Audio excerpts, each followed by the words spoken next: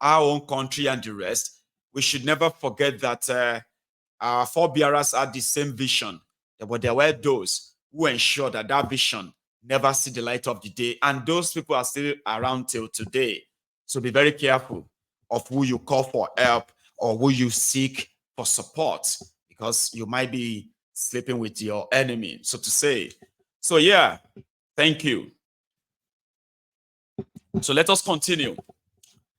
Not far from the Atomium was an exhibit organized by Union Miniere du Haut Katanga, the multinational company that owned Kinkolobwe, to demonstrate how the uranium was mined. In addition, Bergonuclear, a research bureau associated with Union Miniere, presented its program for the design and construction of reactors. There had been a plan to build a nuclear power station at Expo 58 to supply the site with electricity, but this was cancelled due to safety concerns.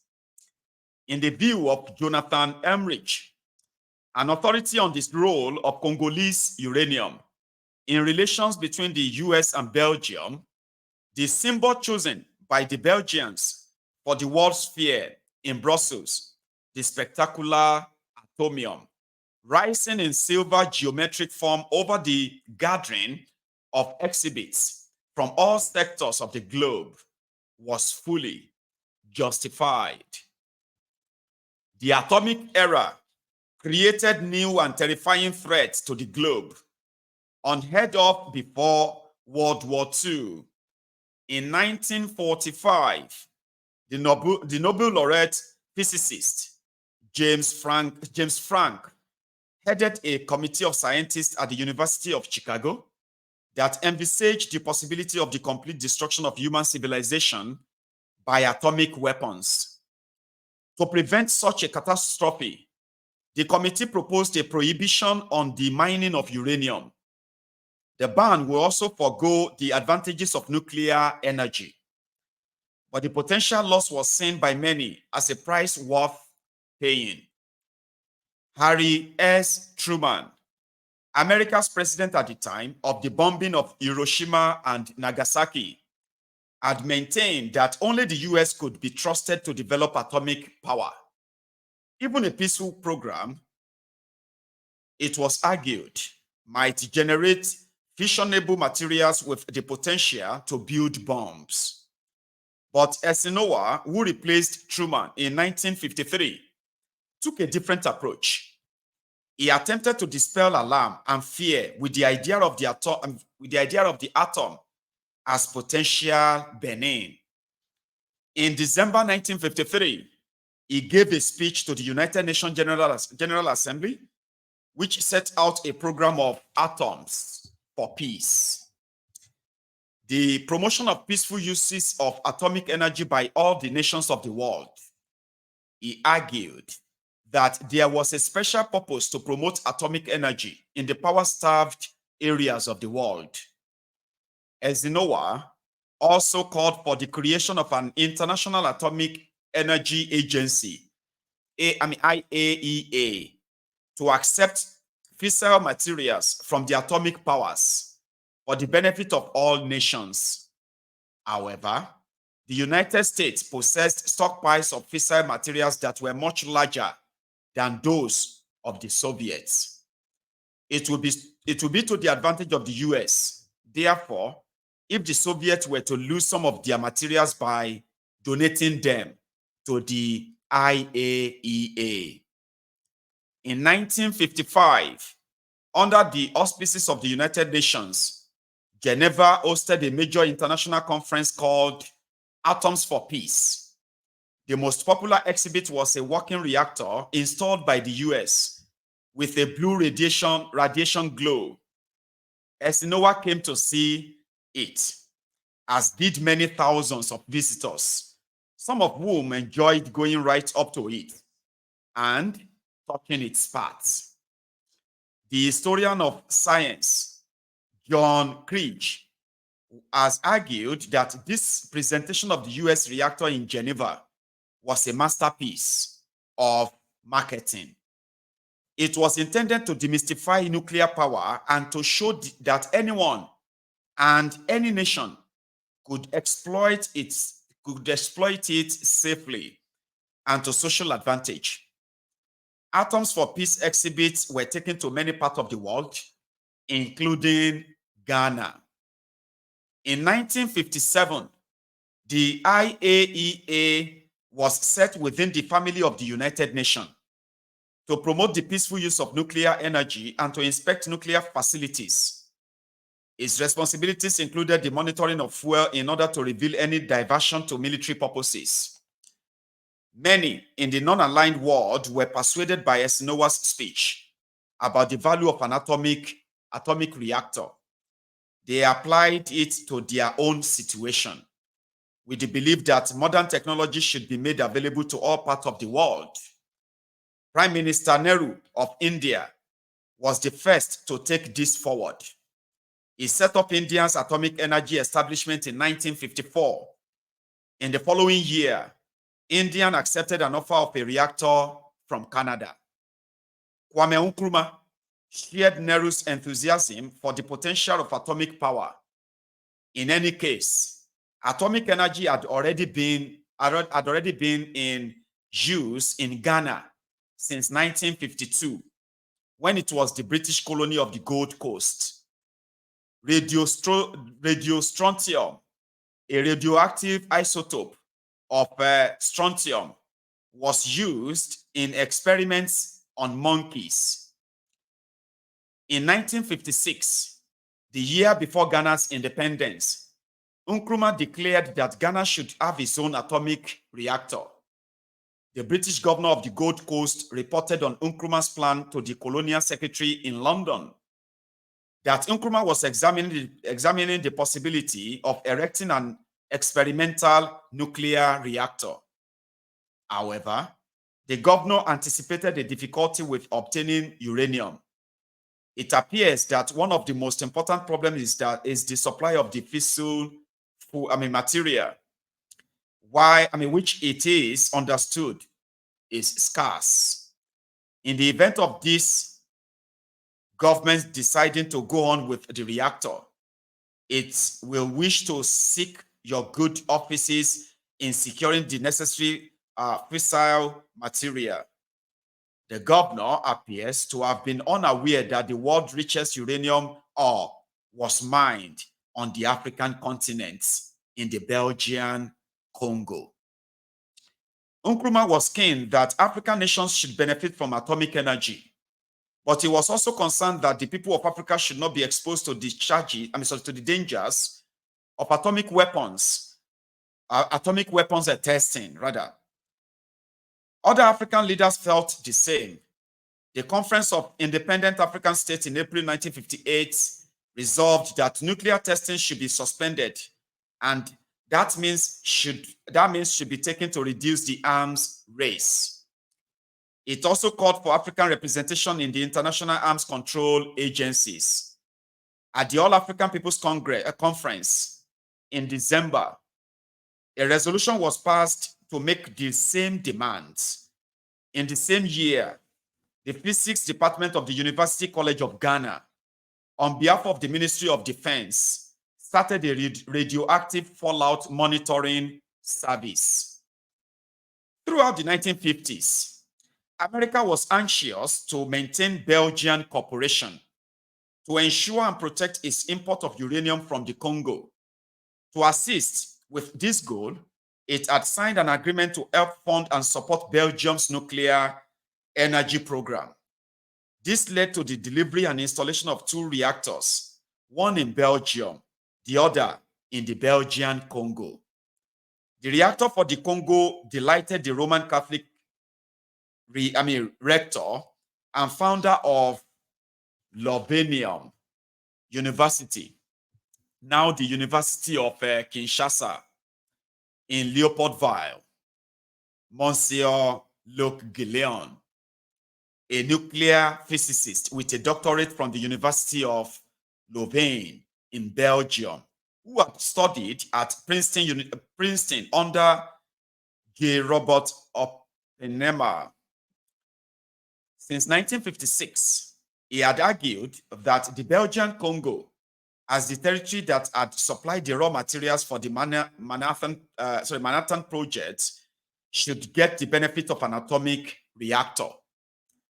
On 3rd December 1958, the Belgian ambassador to the US signed a contract relating to the reactor destined for the Congo with two very senior representatives of the American government, William A.M. Bodin, who was shortly to take up the position of American ambassador to Belgium, and John A.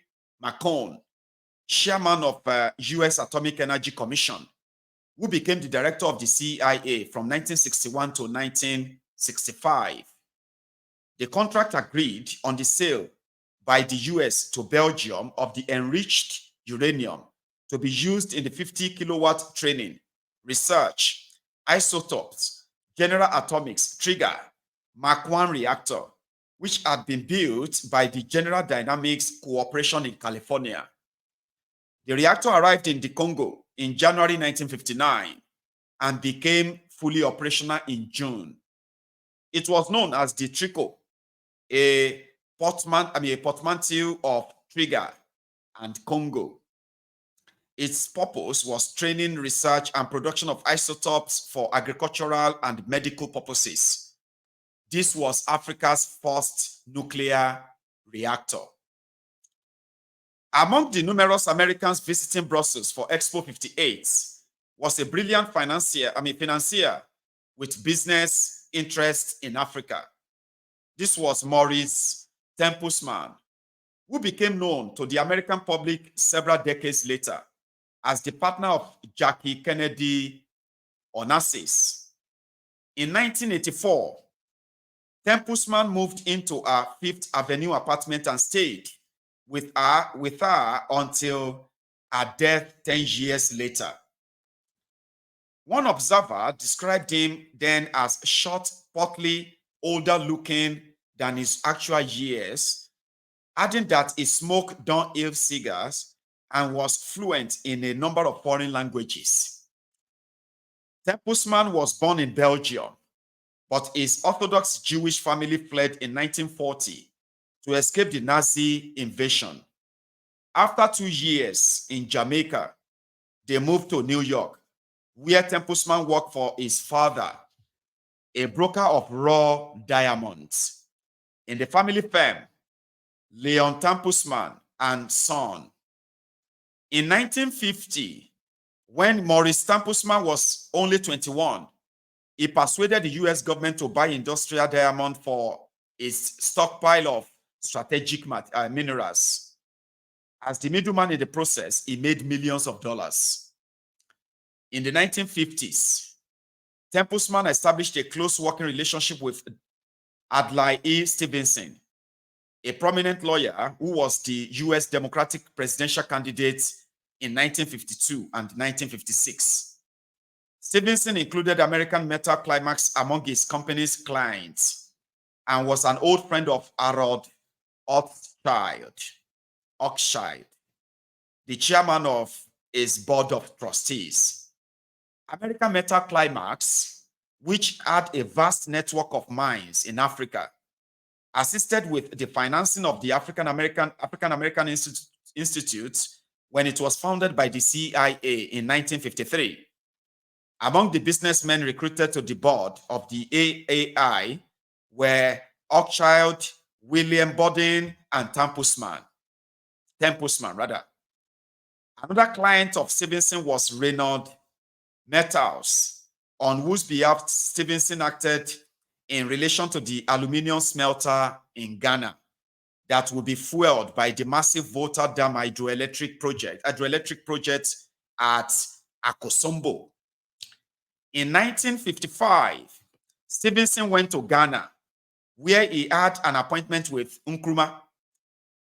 Whatever happens to Ghana, said Stevenson afterwards, must have a profound effect, for better or for worse, on the rest of Africa, and therefore the whole world.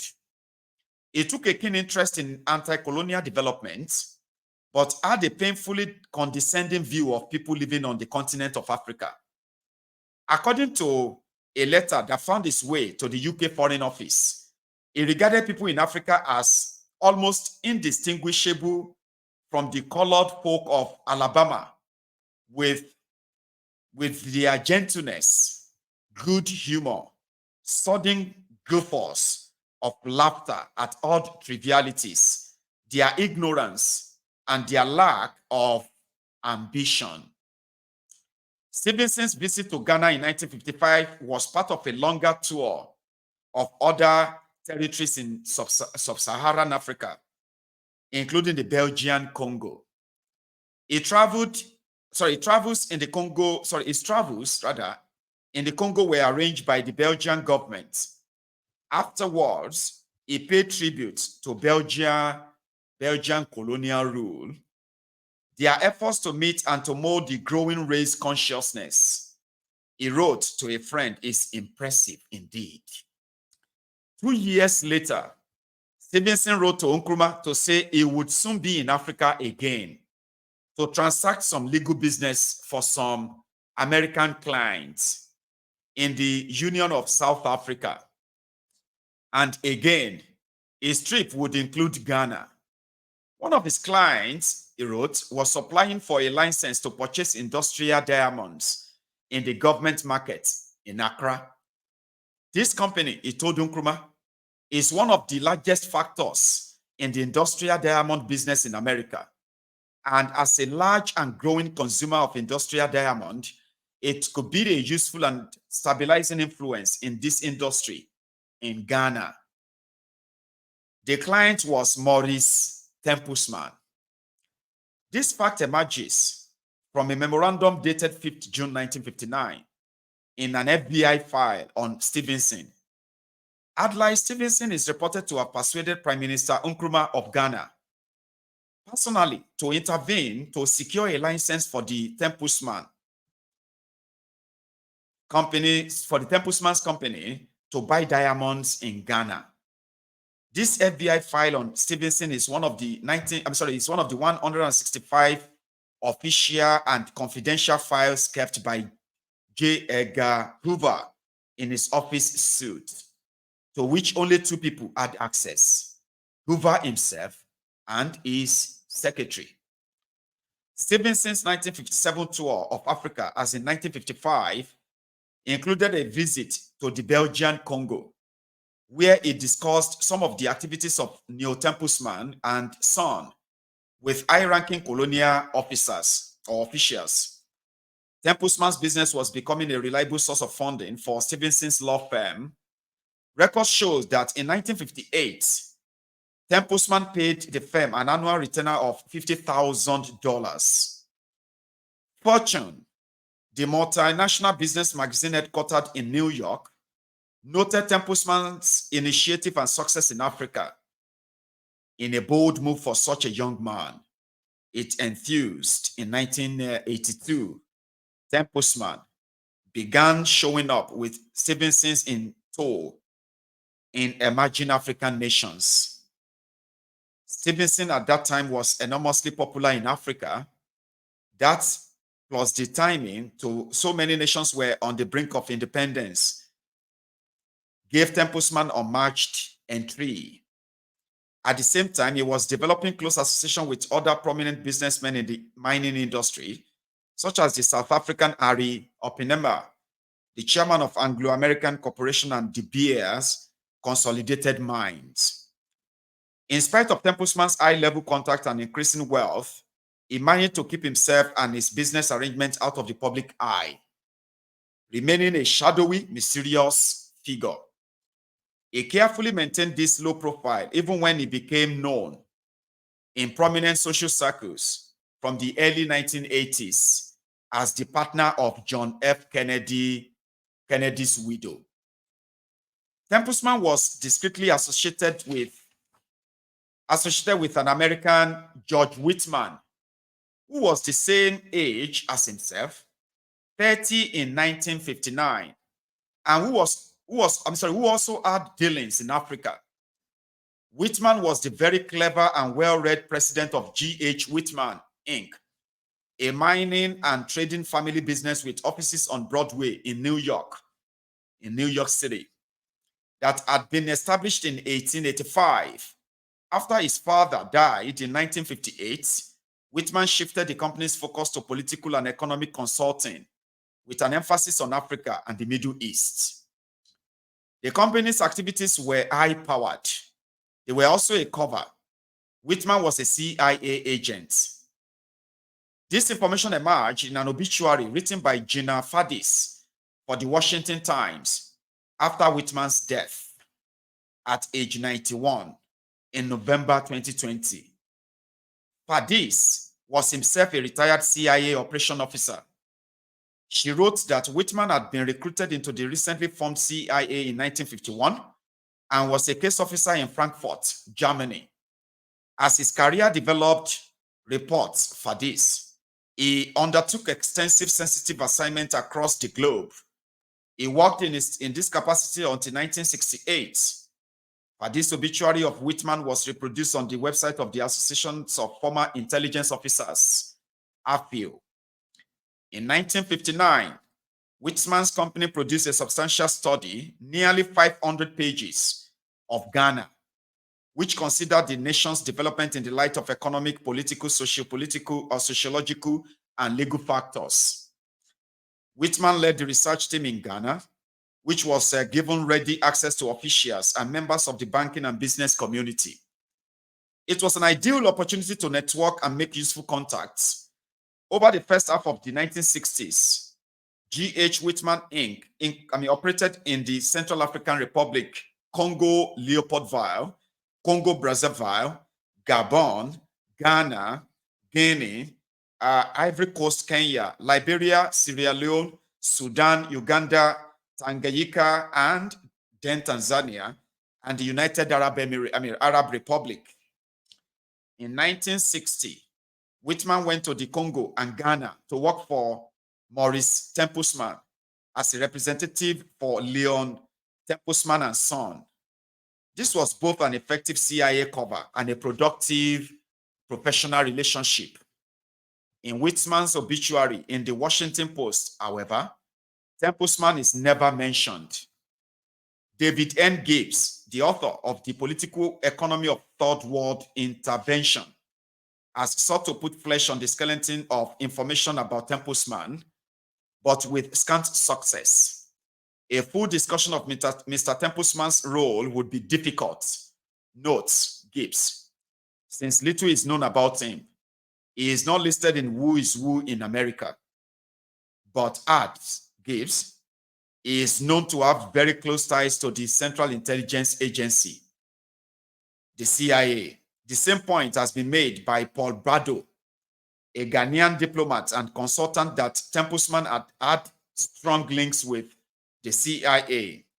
This claim is highly credible following the revelation that George Whitman, Tempusman's representative in the Congo and Ghana in the early 1960s, was a CIA agent between 1951 and 1968.